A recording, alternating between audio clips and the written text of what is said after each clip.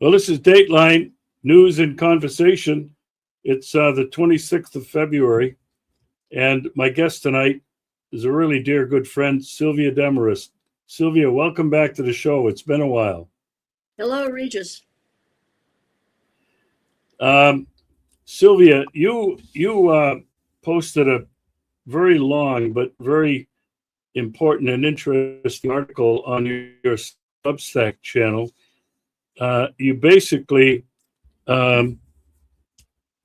you said, could the United States face a reckoning? And you basically were arguing that the United States financially as well as militarily are not in good shape in a very rapidly changing world. Tell me, first of all, what motivated you to write that article at this time, and explain a little bit, and we can get into it as we continue. Do you see the United States financially being in trouble? And do you see the United States militarily not being as strong as it is being projected? What are your thoughts? Well, I see the United States and the United States military as being stretched. And this isn't to say that the United States isn't still a powerful country or that the United States military still isn't a very powerful military. The United States is financially and militarily strong, but there are signs that the strength may not be all that it's cracked up to be. You know, some of the things I talked about in the essay was how much the United States depends on the stock market and all of the world's excess savings coming in and being invested in the stock and bond markets and in the real estate market.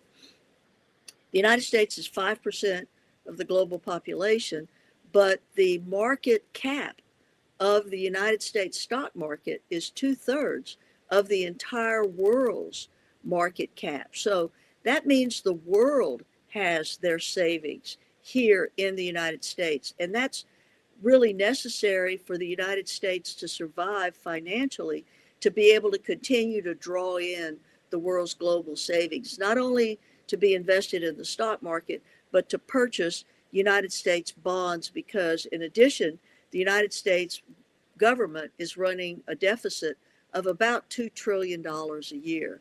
And that has to be financed on an ongoing basis. In addition, the previous Biden administration had financed a lot of this debt on a short-term basis. And so totally this year, towards the end of this of 2026, about $10 trillion in U.S. debt out of a total of about, at this point, 39 trillion will have to be rolled over and financed. That's and without that ability to run a deficit of $2 trillion a year, the United States would have a difficult time funding the military, funding Social Security, funding Medicare and Medicaid. That's the financial situation. Very dependent on the world continuing to see the United States as the favored destination for global assets, global savings. In the meantime, after the start of the war involving Ukraine, the EU and the United States put a lot on Russia, seized Russian central bank assets, and seized Russian individual assets around the world. So if the world sees that their investments in the United States may not be safe, that could change the whole situation. So that's a financial situation. Turning to the military, as I see it, the problems with the United States military are these. We have developed very complicated weapons that are very, very complicated to use and are behind in terms of the latest technology. So you have very expensive weapons that are very complicated to use that are now behind other advances in missile technology and other technologies. The second thing is the United States is deindustrialized. We could not sustain a war for any length of time based on the current ability to produce internally the weapons that we need. We can't do it in the volumes. We can't do it on the timeline. And then finally, a lot of these modern weapons require what we're calling rare earths that are not particularly rare, but are difficult to refine. And China has a monopoly of about 90% of those. As I pointed out in the essay, the F-35 is being delivered without radars because gallium is in short supply. So instead of a radar in the nose of the aircraft, they're putting free weights in order to balance it out. So if a war would be started against a peer or a near peer enemy on a conventional basis, not a nuclear war, a conventional war, the United States would exhaust its weapon supplies in a very short period of time, and it would take an extraordinarily long period of time for those to be replaced. So a war against a near peer opponent such as Iran could result in the United States basically being demilitarized from the standpoint of a store of weapons and weapons availability. Because remember, a lot of those weapons have gone to Ukraine to fight the war against Russia. A lot of the weapons have gone to Israel to destroy Gaza, and during the 12-day war against Iran last year. So a lot of these missiles, a lot of the missile defenses are in short supply, and that's a big problem. In addition, some of the assets that have been deployed to the Middle East have been on long deployments, and as I wrote in my essay, one of the missile aircraft carriers has serious plumbing problems, and the ship's basically full of feces, and that's not making the crew very happy. A crew that has been overlong on this deployment and would like to go home. So. Yesterday, for example, the Air Force guy that was on the Joint Chiefs was taken off. People are trying to figure out why that happened. Well, come to find out, there's a lot of people in the United States Air Force that are not terribly excited about starting a war against Iran. And the reasons are all the reasons that I just told you. The United States is stretched. Our weapons are not the best. They're no longer the best weapons in the world. And we do not have the capacity to produce them in the numbers that would be necessary to sustain a long conventional war. So the alternative would be nuclear, and that's the problem that nobody wants to have to deal with. Sylvia, I want to, you talked about a lot there, and I took a bunch of notes, but I want to focus first on the United States economy.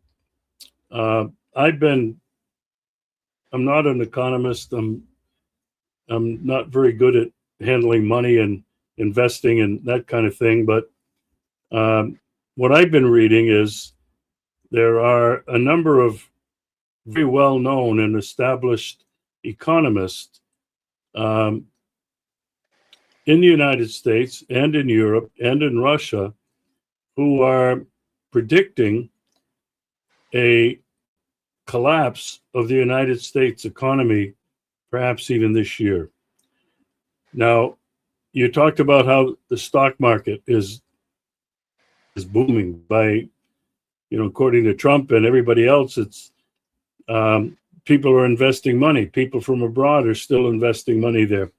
But the one thing that I've been reading is that countries like Russia and China and a lot of others have been buying gold and silver, and divesting from holding United States Treasury bonds. Russia has hardly anything left, but they've been both stockpiling gold. This is being interpreted as a sign that people don't trust the dollar. They want something concrete like precious metals to protect themselves from what they think is coming. The other part of this, Sylvia, that I want your opinion on is the BRICS. A lot of people have just poo-pooed it and said, oh, it's just a dream. It's just a fantasy. Nothing really is happening, but that's not true. China has developed alternative systems to the IMF, the World Bank, SWIFT, and Russia is part of that. The other part of this with the BRICS is that many of these countries, the big ones, Russia, China, and India, have been trading in their own currencies. They've been bypassing the US dollar. Now, when I connect the dots, I come to the conclusion that the United States economy could collapse. In fact, Russia, China, and India overnight could probably collapse it by completely divesting in United States bonds, United States debt, really. And I don't think they want that. And so when we look at what's happening with Russia and China's position against the United States, with all of the aggressiveness, whether it be military aggressiveness in places like Venezuela, right now in Iran, I think Russia and China realize that the US economy is in deep trouble. And I think they're just trying to play a waiting game, hoping that something doesn't trigger a nuclear war, as you were talking about, because I think they see the United States economy is in decline. What are your thoughts on that? And then we'll talk about the military part of it. Well, Regis, the Roman Empire eventually collapsed as well, but it took a long time. So it depends on the time frame that you're talking about. Now, here are the considerations. There's no doubt that the United States has a national debt that cannot be repaid. We're not going to repay $39 trillion. So what will happen to that debt? One of the things that I think the Trump administration has been doing has been going around the world bullying people to force them to invest more money into the United States so that more money comes in so that the debt can be refinanced. But if the debt can't be repaid, then what are the alternatives? The only two alternatives are to either default, which would indicate an end to the United States as a global power, or you can inflate away the debt through either ongoing inflation at a high level over a long period of time, or even hyperinflation. And I think it's the fear of inflation and the knowledge that the United States will probably have to turn to inflation as a way to deal with the debt that's forcing people to buy both gold and silver. Also remember, the dollar is still the global current reserve currency. And so a lot of global business dealings are still going on in the dollar. The dollar is needed by some countries to be able to service the debt, which is denominated in dollars. And it's also needed by some countries to be able to purchase the things that they need. So a lot of countries end up having an excess of dollars. Historically, that excess has been invested in the United States bond market. And so the wheel continues to spin. The U.S. issues excess dollars, which the world needs in order to be able to conduct global trade. It's recycled back into the United States. The United States runs a trade deficit that finances the global economy, and so the world goes on. Trump is trying to deal with all of that, and the danger is that, like with any complicated system, if you pull on something, you never know what the consequences will be. So yes, I think that there are some very serious vulnerabilities, and there are ways for countries to force those vulnerabilities to be real and would cause serious problems. I discussed several of them in my paper. One of them would be to blow up the AI bubble by China putting a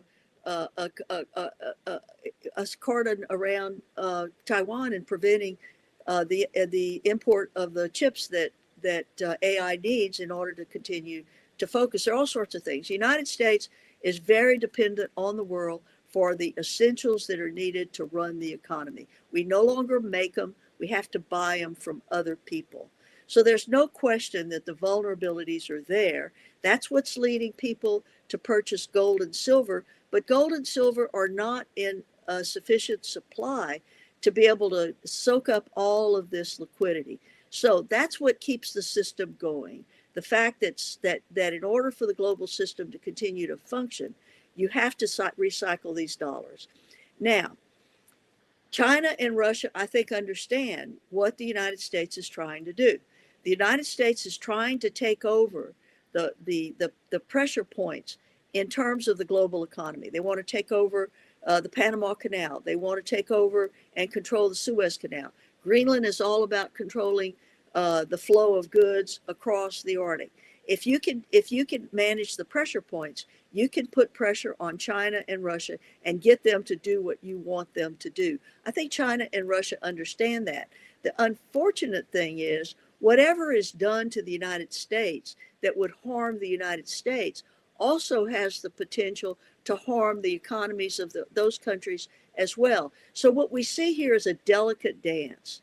What's trying to happen is to get this situation to somehow be resolved with as little risk and as little damage as possible. That's what's been going on for the last 4 years, since the start of the Ukraine war. But at some point in time, it will become impossible to continue in that vein. And so some decision is going to have to be made, and U.S. aggression is going to have to be confronted somewhere.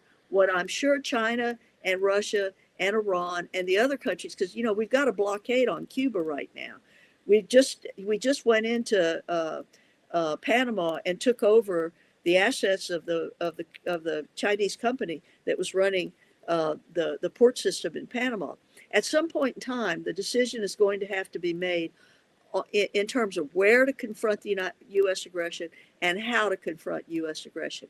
Until that happens, then we're going to continue to have these things go on globally. I want everybody to understand, I'm scrolling across the bottom of the screen. Sylvia, your Populist Talk, Populist Message Substack channel that I hope people will visit, because it's a very unique and valuable resource that you've been doing.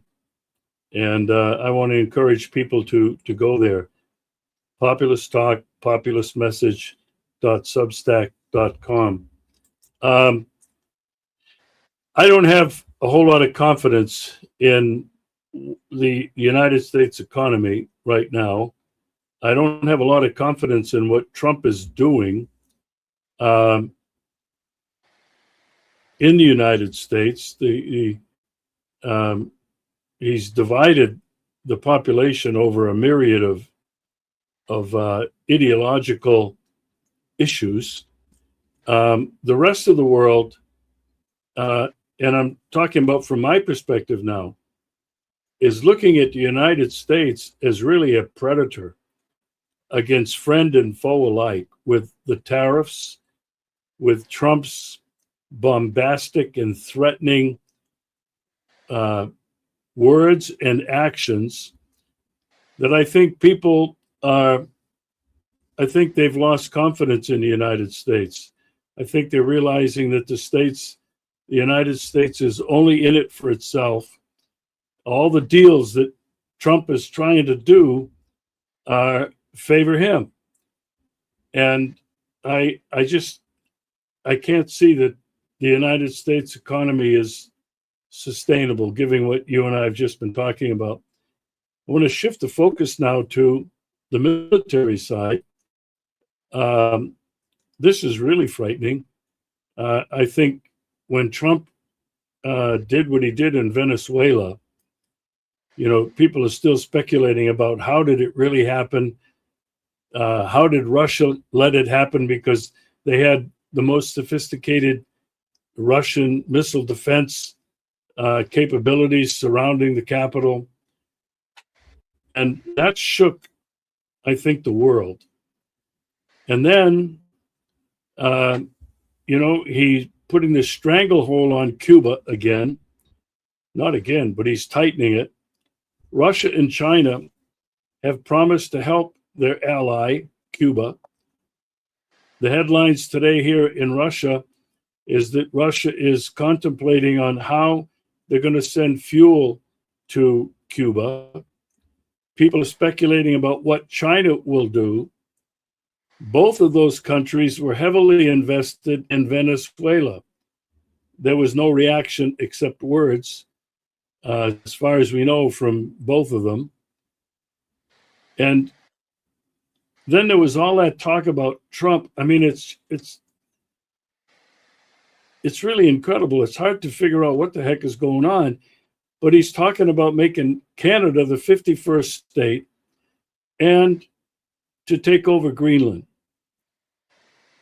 And then, Sylvia, what's happening right now as we speak, two large naval armadas surrounding Iran with thousands of bombers, military planes, refueling planes are all over.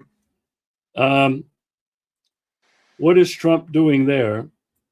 And, you know, you talked about the danger of nuclear war. I wonder if you feel like I do, that if the United States does attack Iran, this could be, quote unquote, the shot heard round the world that leads to a nuclear confrontation.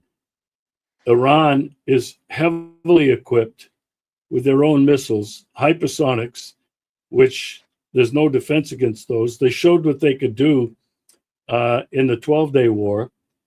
And, you know, Trump was not able to knock out their nuclear capabilities, but it's not going to be about nuclear for Iran unless somebody has given them the nuke. Iran has said there's no holds barred. All those military bases surrounding Iran, and there's about a dozen, all of those, the two aircraft carriers and all of those accompanying ships, destroyers and tankers, Iran has missiles that could send them to the bottom of the sea. So when we look at what's happening to the United States economically and what they're doing in terms of threatening war with Iran, and Sylvia, I think you and I both know it's not going to be a conventional war. There's not going to be an invasion of Marines in Iran. This is going to be the United States bombing the hell out of Iran. If we have trying the weapons, to, but we don't have the weapons to do it, Regis. We just okay. don't I'm throwing it back to you. I'm throwing it back to you right now. What Well, do you see? What do you see happening right now if Trump does decide to attack Iran? But on the other hand, what happens to Trump if he doesn't? Does he lose face? Is he caught between a rock and a hard spot?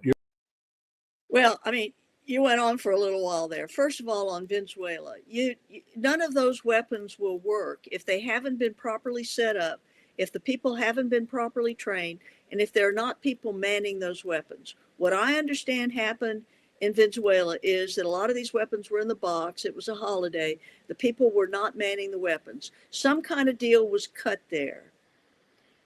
Remember, dollars still work. The United States goes all over the world and bribes the hell out of people and gets them to act against their own country in return for money. That's where all these jihadists come from. These are poor people. They're given salaries. They go out there and kill people. So what happened in Venezuela was some kind of deal was cut. Now, I've also heard that there was a negotiation going on with Maduro to basically leave, and he was negotiating over the price. And the United States took that information and leaked it, and that helped convince everybody to stand down and allow the United States to come in and achieve this great victory. Well, the other thing, Regis, is China and Russia are far, far away, and the United States is very close. It's difficult for both China and Russia to project military force 7,000 miles away when they have no military bases and no ways to do that. So you have to be practical. They have to be practical about how to resist in this situation. So far as what's going on in Iran, you know, I've written in my Substack about the history of a part of the history of Trump running for office and becoming elected president of the United States. Uh, when he ran for office, he was opposed by the entire power structure, all of the media, most of the politicians, really from both parties. It was hard for him to raise money.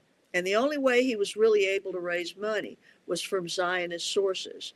And, you know, when people give you millions of dollars, they expect something in return. And so but that's not only true of Trump and his run for office, it's true of the entire United States Congress. The Democratic Party gets 70% of its funding from essentially Zionist sources. So the entire government of the United States, from the president all the way down, has been compromised by Zionist sources, and their primary objective is to support Israel. So what Trump has gotten himself into is that he is now in a situation where his funders have demanded that he take out one of their primary opponents, which is Iran. So Trump is in a position where he's got to make a decision. If you notice, however, there's no real opposition out of Congress. It's not like Trump is being opposed by the Democrats on this. Yes, 80% of the population of the United States does not want the United States to go to war with Iran, but the politicians have all been compromised by Zionist money. So now Trump is in a position to decide, what do I do? Everybody, and now things are being leaked to the media, I think from military sources, the United States military does not want to carry this out. We're going to find out at the end of the day whether or not some ruse can be set up that will give Trump an out to not have to launch this war. The last thing I heard this morning was now the military is saying, well, let Israel attack first and let Iran attack Israel. Then we can have an excuse to go in and counter that, and maybe that'll go over better around the world. Yes, it's true. Globally, I think people's eyes have been open to the fact that for 80 years, the United States has done nothing but push and threaten and bribe and cajole and push people around. There's been no effort to reconcile. There's been no effort to find out what's in the best interest of other people and try to work it out on a bilateral basis. No real effort at diplomacy. And in fact, diplomacy on the part of the United States is virtually unheard of at this point. So what you have in the United States is an economy that is highly financialized. You have a banking system where at this point, what's called the shadow banking system, which is not regulated at all, which involves private credit that nobody has any understanding of at all, is now larger than the regular banking system. You have a situation where private equity has purchased most of the assets that are worthwhile, whether in the field of healthcare, even veterinary medicine. I understand now they own over 50% of the veterinary clinics and have increased the cost there by over 100%. So you have a very small cabal in the United States that funds the campaigns, that operates the government, that does it on the basis of what's best for their profit and not what's best for the people of the United States. And those people are all in bed with the Zionist movement in Israel, which, by the way, I think we can discuss this in a minute. I also wrote about, you know, Israel, along with the United States, is wearing out its welcome in the Middle East. And that is going to have to be dealt with at some point in time, because if the Middle East is no longer a backwater. There are beautiful cities there. There's a lot of business that's being conducted. It's the gateway into Africa. And the three major areas of the world that are still exploitable in terms of resources and the potential for growth are Africa, the Arctic, and Russia. Notice where all the focus is. So at some point in time, all of these issues will have to be dealt with, and Russia, China, and the other people that are seeing all of this pressure being placed on them are going to have to figure out a way to do it of nuclear war. And I think that is the conversation that's going on, and it's my hope that we can figure out a way to do that short of nuclear war. As far as what's going to happen in Iran, I think we'll find out in the next 24 hours. And if there's going to be an attack, it'll probably be this weekend, or Trump will find a way to climb down while still saving face. Wow. That's the big question that I've had is he going to do it, or is he going to find a way to back down? And I think everybody kind of is holding their breath around the world. You know, the other thing in terms of Regis, I'm not sure it's Donald Trump's choice at this point. I agree.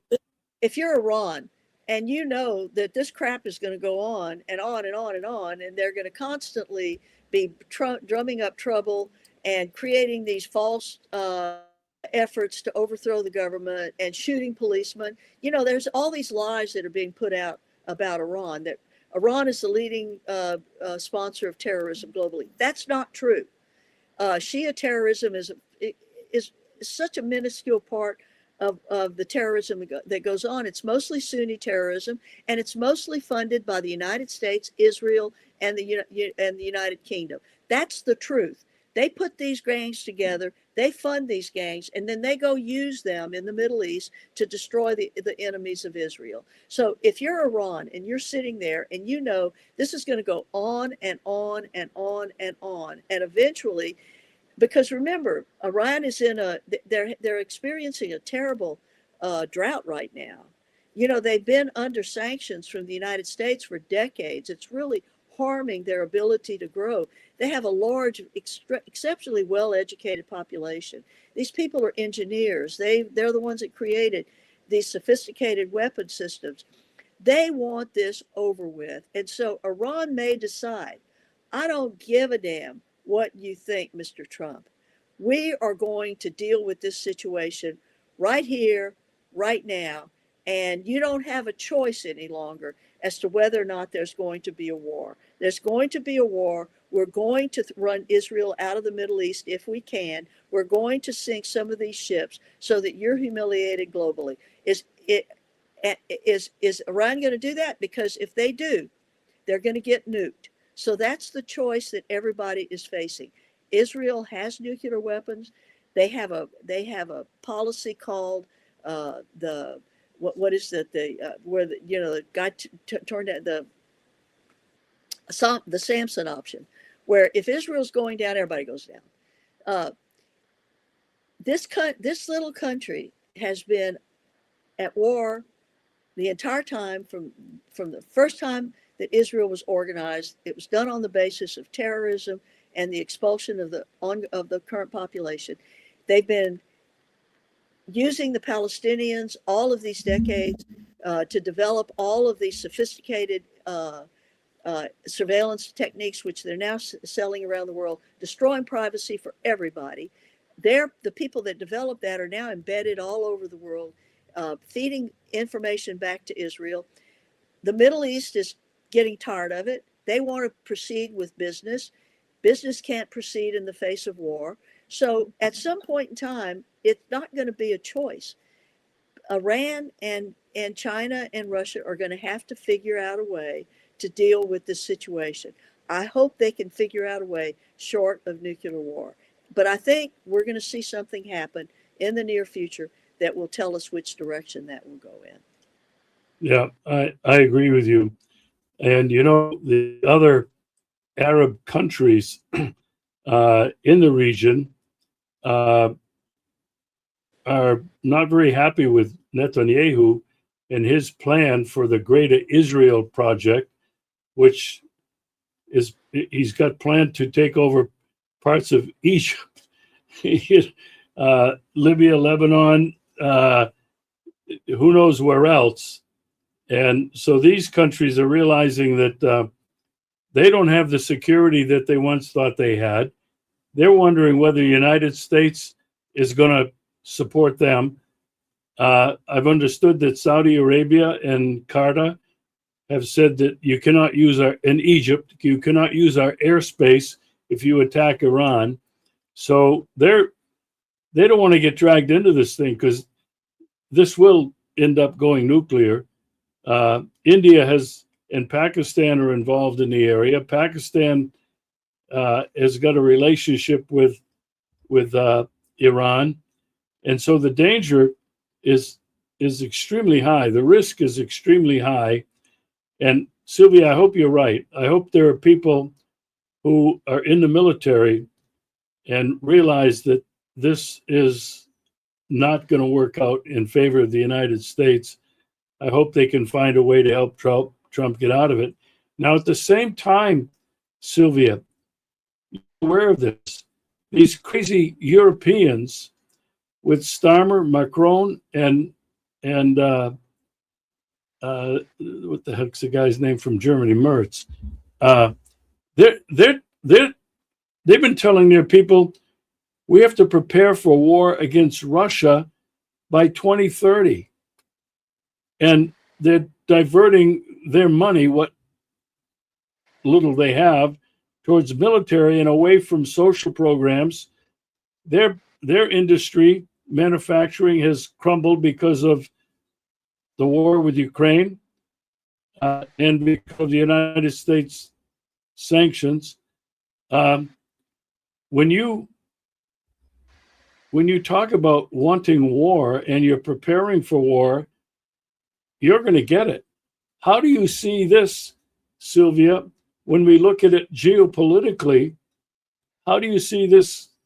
It's really going on. Is it parallel or is it just simultaneous in Europe against Russia? How do you see that unfolding? And of course, Well, it's the United States that's directly involved in that as well. well, it's incomprehensible. All of the leaders that you're talking about have very little public support in their own countries. I mean, Trump isn't very popular here, but he's a rock star compared to these folks, who some of whom have 10, 12, 15% support. Once again, there are forces that are unseen that are pulling the strings here, that are forcing this rhetoric.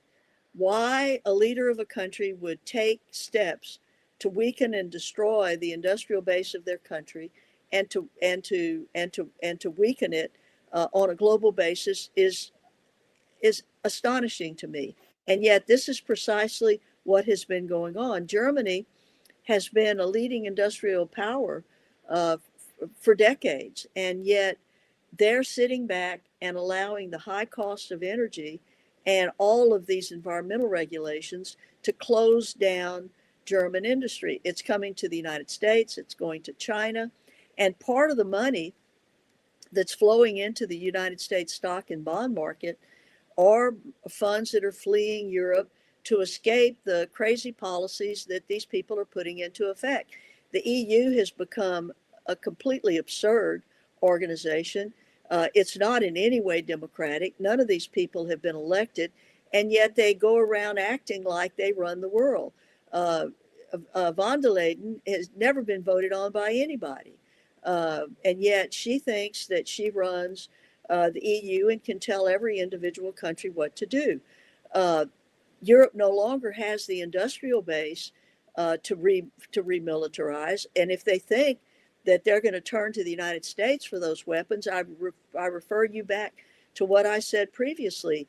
The United States does not have the industrial capacity to even maintain the level of weaponry that the United States needs for its own military forces, much less to be able to provide those to Europe. And then to further it, there's no way that Russia threatens Europe. Why would Russia want to take over a group of countries that are broke, have no industrial capacity, are flooded with non-residents who do not want to become a part of those countries, and there's simply no value there for Russia to be able to see the benefit of taking over. So the threat that people are raising Russia is simply a threat that's being raised in order to frighten people enough to get them to go along with the crazy things that these people are doing. And I want to say something here, and it's going to probably get me in a lot of trouble. There are reasons why this is going on in the United States. There are reasons why this is going on in the EU. And it is because Zionist money is also very powerful in the European Union. And for some reason, there has been this 1,000-year opposition and hatred of Russia that is driving a lot of these policies. And it's amazing to think that a group of people could maintain that level of focus for that length of time.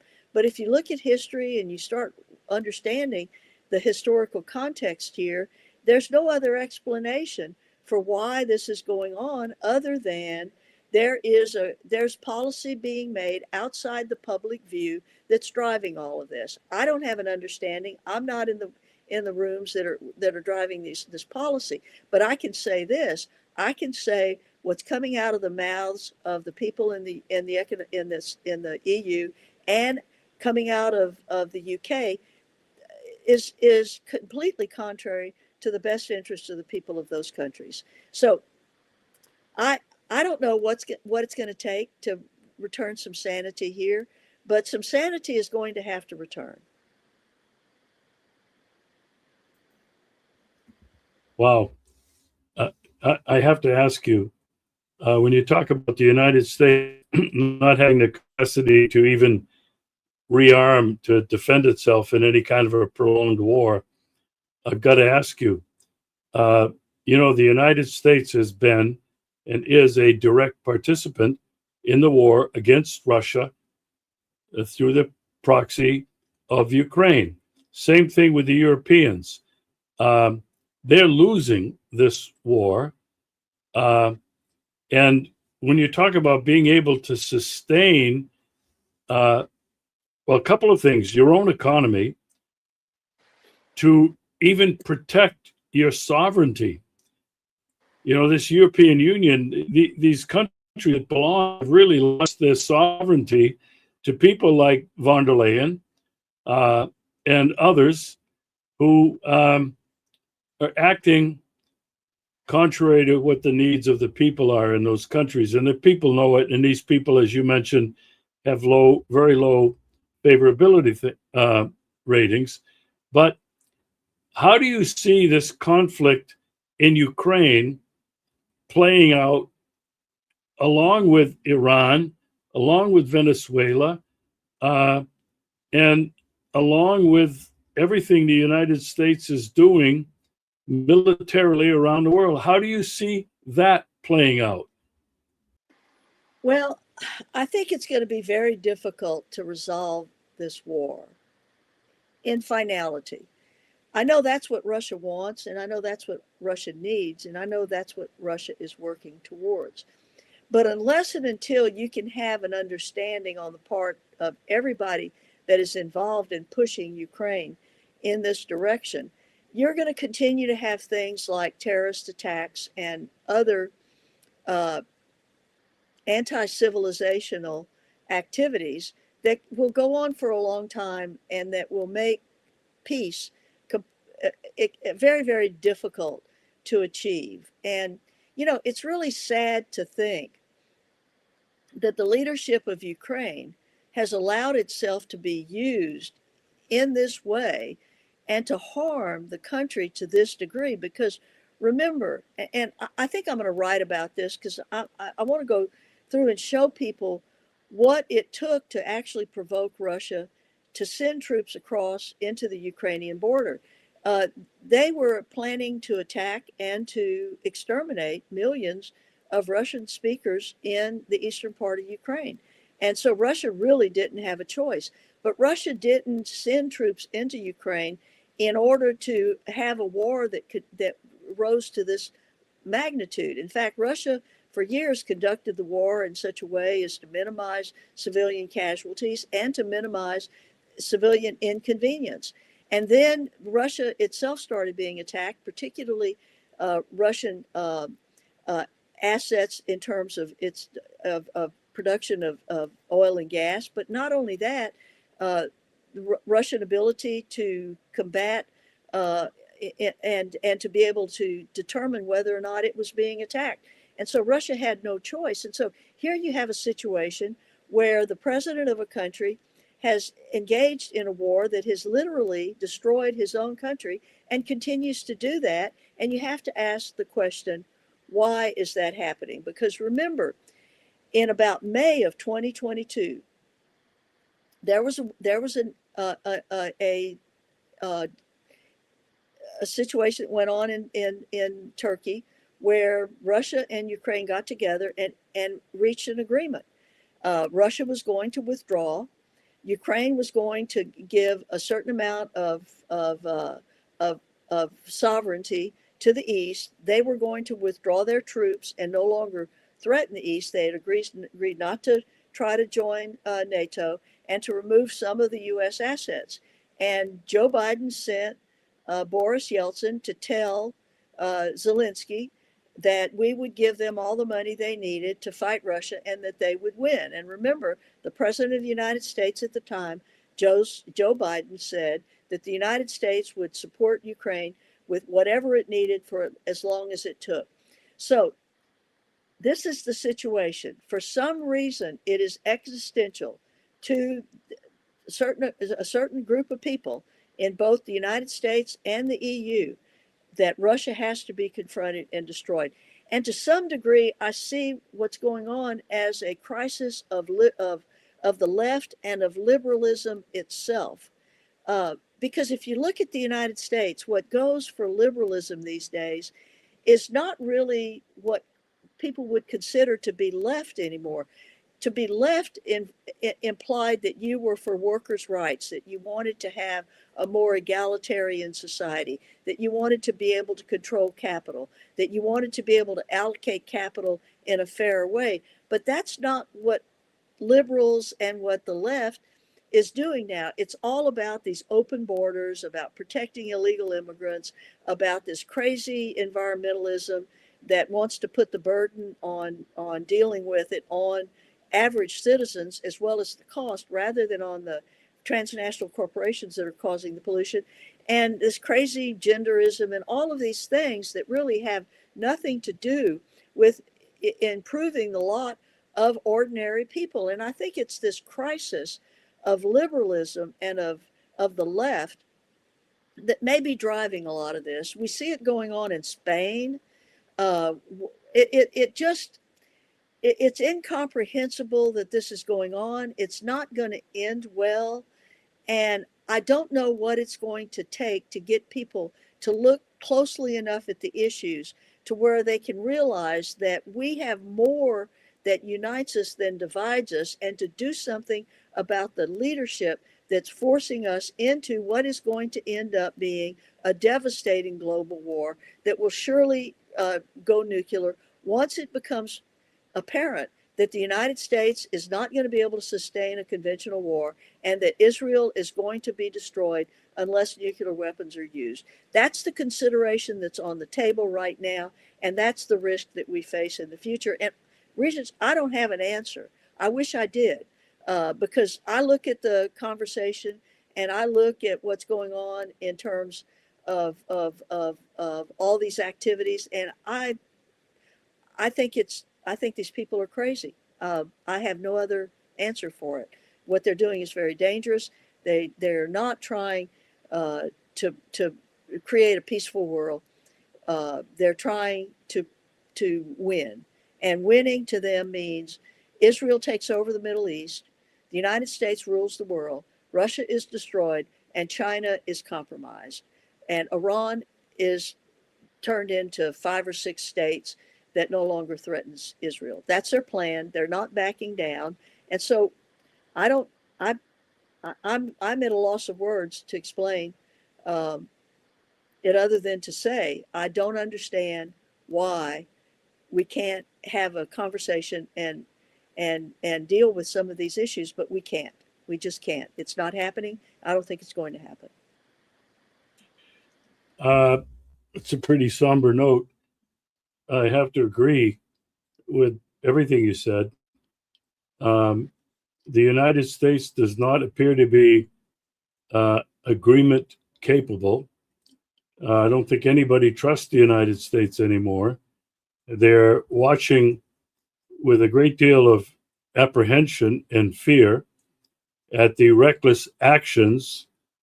And we say the United States, it's not Trump, it's not the United States, it's not UK, it's these powerful people or forces who are using all of this. And I think this is one of the most important things that you indicated. It's not these individuals who are just the stage actors, the managers of what's going on, but and Sylvia, I agree with you. I have no idea what their plan is. I have no idea what is really going on. And like you, and I think so many other people, it's pretty overwhelming. Your final thoughts on this, Sylvia? Yeah, I think you're correct, Regis. It's not there. There are string pullers somewhere that are powerful enough to keep all this insanity going. There's no other explanation for it. I would like to know if there is another explanation for it, but I don't have the information that I would need. So, who are these string pullers? What are their objectives? What do they want to accomplish?